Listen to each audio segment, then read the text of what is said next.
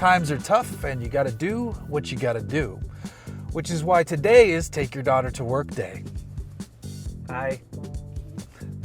This is the 2020 Audi S8 and I have it in the middle of a global pandemic.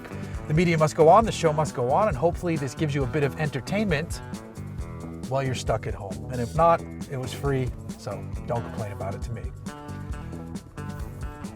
So let's take this thing for a drive, shall we? We've come to the Hoon Highway hooning grounds, which are pretty empty right now because nobody's supposed to be out. Okay, so let's get to the meat and potatoes of this one. This is the 2020 S8, and under the hood is a twin turbocharged 4-liter V8 engine. Here it's making 563 horsepower, 590 pound-feet of torque. It's backed up by an 8-speed automatic transmission, and it can do this. Is that fun? Good, I thought so. It's also based on the new A8, which means it's really good. The chassis is wonderful. The interior is super quiet and very refined, and this has all the latest Audi tech. It's sprinkling outside. It was hailing when we left. It was pouring the other day, and this thing is as sure-footed as can be thanks to Quattro all-wheel drive. There's a sport differential to vector torque. There's adjustable suspension to raise and lower this thing. In fact, it senses the road ahead of you when you're going slow enough to actually adjust the suspension for speed bumps, which is amazing. You can feel it do it. It's awesome. I love it. But how does it drive out here on a road like this? Well, I'm not going to push it as hard as I might normally do because, you got a kiddo back there. But on the way here, I was driving on the other part of Ortega Highway, which has nice, fast, sweeping turns, and I was driving at a decent clip, and she was snoring. She was snoozing, and that's a testament that she was bored and asleep. Shows you how good the S8 is at what it does. And then she woke up, and now she's going to be in the video. These things aren't cheap. This one starts at $130,000. I think it's pretty easy to spec these out to $150,000, which is tons of money. But they're facing down what Mercedes does with its S-Class AMG cars, and those cost crazy cash. You can spec a BMW 7 Series for tons of dough. This is just as good as those cars. This is not the third place one. This one is fantastic. In fact, I like this one the most because of its subdued style. I like how it blends in with the pack. I wish I could opt for whatever they call the silver. There's like alu beam or whatever the name is, but I'm just gonna call it silver. I would ditch the silver mirrors. I would have them body colored. I would do a subtler wheel choice. I'd probably go aftermarket anyway if I owned one of these. Just little things to hide the nature of what this really is. Remove the badges, keep the exhaust though, but paint it a darker color, not the brighter chrome finish, and just really enjoy it. And then this thing becomes super comfortable to haul your family around. Amazing when you're by yourself on a back road or long road trips. If I had to drive this from here to, let's say, Thunderhill Racetrack for a Lemons race for the weekend, this would be the perfect car for it. Though last time I did that in the A8, and I got a speeding ticket. So this would maybe be worse or better because no, I'm not gonna say you should run. Let's just stop this line of conversation. Regardless, this is fantastic.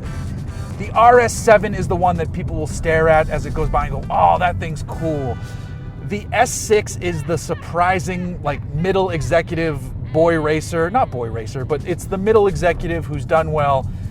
This is the boss's car. This is the CEO who truly gets it and wants to not be ostentatious. He doesn't want to let his employees know quite how much money he makes, but he does well, and he has one of these. He doesn't push it with a Bentley. He isn't obnoxious with a Rolls Royce. He doesn't have an overtly loud S63. I love those, but still, they're much louder.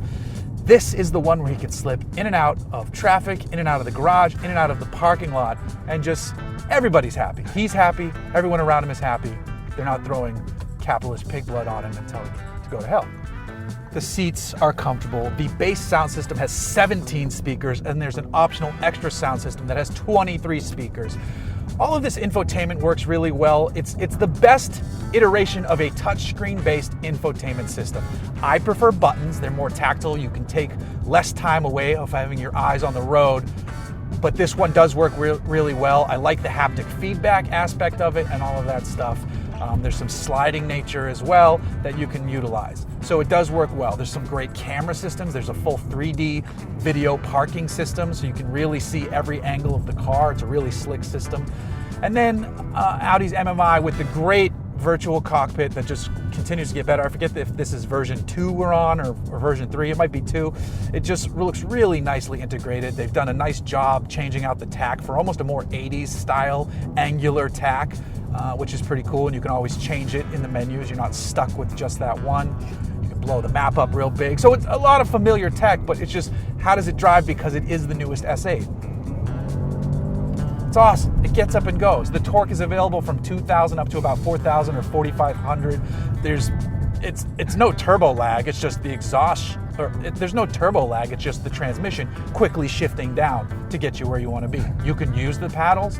You don't really need to use the paddles in a car like this unless you want to set up for corners, which we're not doing today, or grab a gear to pass on the freeway in anger, which we're not doing today. So all around, it's a wonderful car. Is it expensive? Yes. Does it deserve to be expensive? Sure. It's fantastic. I think you can be pretty happy with it at the $130,000 price range. I don't know if you necessarily need the executive package and all that stuff. Cold weather package is nice.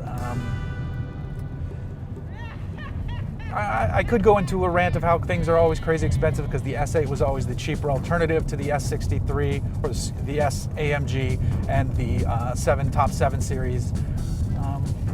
But this deserves to compete with those. So you know what? The price is warranted to be where it's at now. See, now it's raining.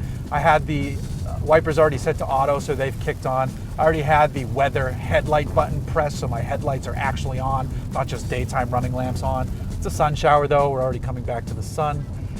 So it's a blast. This is a fantastic car. If you have the means, you know, the cliche saying, if you have the means, I highly recommend it. I can't recommend this one enough. Sloan, do you like it? Say it loud. I love it. No? Okay, we're a little shy on camera. That's okay. I actually didn't want to put her on camera, but you don't have much of a choice these days. Plus, I post about her on my Instagram. Anyway, so here we are. Hope everyone out there is staying safe. If you can avoid going out, do that. I was going to try to do one of these with just voiceover and B-roll, but that doesn't really work because you still need to drive the car. So yeah, be smart, stay safe, and we'll see all of you at a Cars and Coffee virtually, you know, whatever. We'll be back to normal someday soon. So hang in there. Hope you're all doing well. Talk to you later. This was the S8. Bye.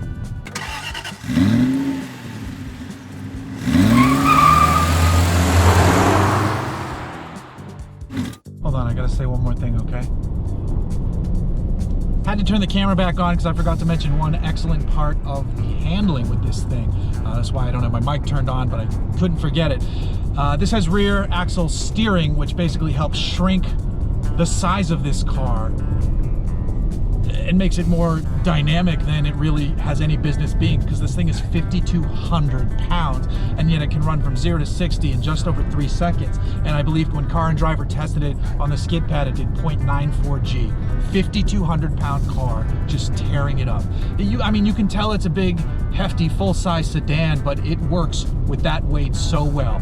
The suspension, the brakes, there's optional ceramics, which is ridiculous. There's the brakes, the wide tires, and that rear axle steering all working together, and the very well-tuned electric power steering system make this far more agile than it has any right to be. Yes, you expect it to be a barnstormer on highways and freeways, but I mean, I'm one-handing it here around this corner. And again, I'm not pushing it too hard because kiddo in the back, but I wanted to turn the camera back on so I didn't forget that part, because I don't have notes and I'm very unprepared for COVID car reviews. All right, that's it for now. Bye. Hold is on. Volume seems good. All right. And then you get a clap. Can you clap for me? Because it syncs the audio and the video. Can you give me a clap? So I can line it up in post-production. Thank you. Is that so hard? Do you have anything? Wait. Do you have anything to add? No. Nothing? Do you like the car though? Yeah. What's your favorite part? This thing? You like the sun? What about the radio? What song should we listen to?